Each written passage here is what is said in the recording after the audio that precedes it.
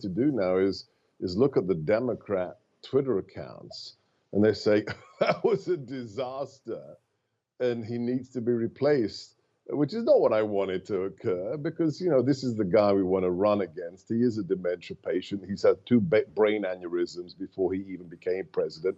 Well, over the course of the next hour, we're going to hear from supporters of both. Let's start by hearing from Sebastian Gorka, who was Deputy Assistant to Donald Trump when he was president. A very good morning to you, Sebastian.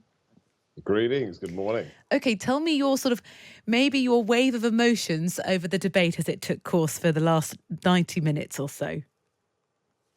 I'm kind of flummoxed by the man who is the current incumbent. I mean, it was only 90 minutes long, and for most of it, he had his mouth open like a dementia patient. I mean, just truly shocking. And all you need to do now is look at the Democrat Twitter accounts, and they say that was a disaster and he needs to be replaced, which is not what I wanted to occur, because, you know, this is the guy we want to run against. He is a dementia patient. He's had two brain aneurysms before he even became president.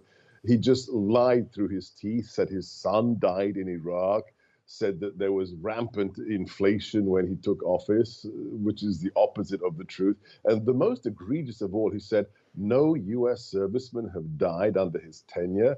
I guess he forgot about the 13 Marines, one corpsman, and the one Green Beret who was murdered by ISIS in that disastrous surrender from Afghanistan. So just a tissue of lies, but this is the man we want to run against. Seb, there's going to be plenty of time to fact check what happened on both sides of the campaign, and we don't have a confirmed medical diagnosis for Joe Biden. So I just want to use caution in speaking about his health, and everyone who watched or listened to the debates will be able to make their own judgment of how that went. Let's talk about. It's a matter of public record. He had two brain aneurysms before he became president. Let's talk about your fellow colleague, Donald Trump, and how he performed, because there were going to be lots of difficult things for him to have to answer. Number one, whether he was a threat to democracy. We heard about his justification for what happened back in January after the election previously. And also, the debates changed significantly because now Donald Trump is standing behind a podium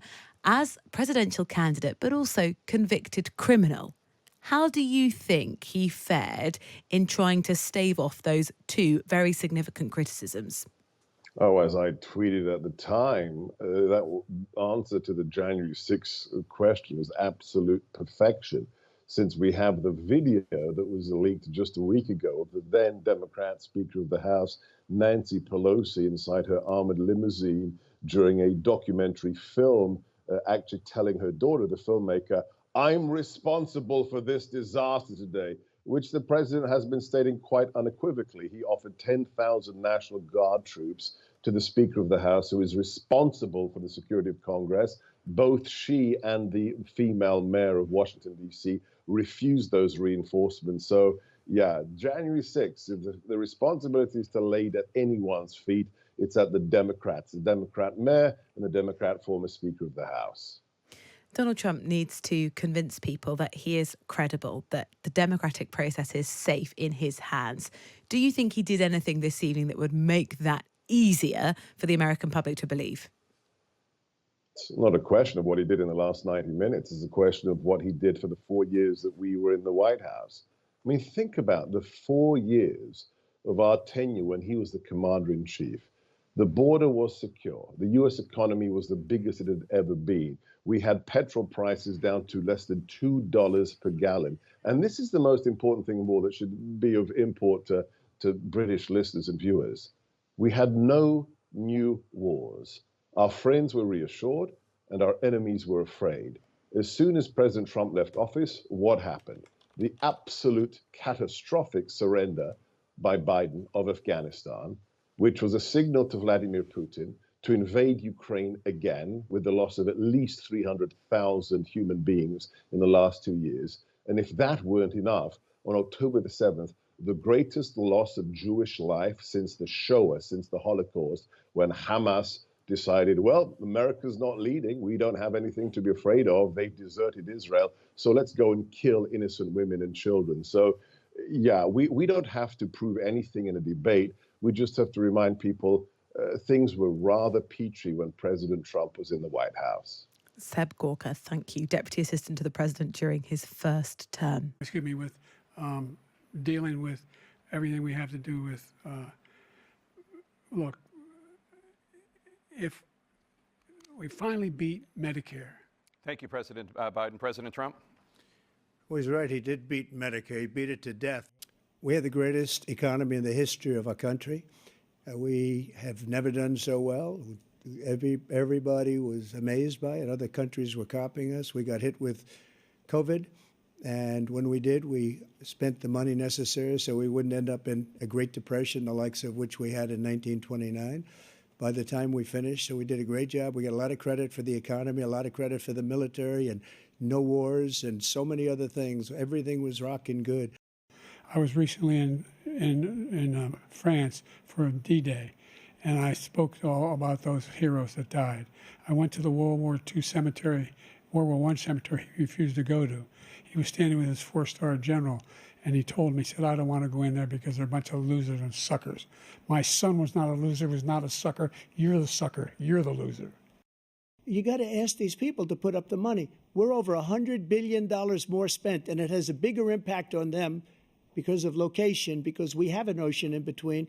You got to ask them. As far as Israel and Hamas, Israel's the one that wants to go. He said the only one that wants to keep going is Hamas. Actually, Israel is the one, and you should let him go and let him finish the job. He doesn't want to do it. He's become like a Palestinian, but they don't like him because he's a very bad Palestinian. He's a weak one. It should have never happened. I will have that war settled between Putin and Zelensky as president-elect before I take office on January 20th. I'll have that war settled. People being killed so needlessly, so stupidly, and I will get it settled, and I'll get it settled fast before I take office. The only person on this stage is a convicted felon is the man I'm looking at right now. And the fact of the matter is, what he's telling you is simply not true. The fact is that there was no effort on his part to stop what was going on up in Capitol Hill. And all those people, every one of those who were convicted, deserves to be convicted. The crimes that you are still charged with, and think of all the civil penalties you have. How many billions of dollars do you owe in civil penalties for molesting a woman in public, for doing a whole range of things, of having sex with a porn star on the night while your wife was pregnant? I mean, what are you talking about? You have the morals of an alley cat. Give you a minute, sir. I didn't have sex with a porn star.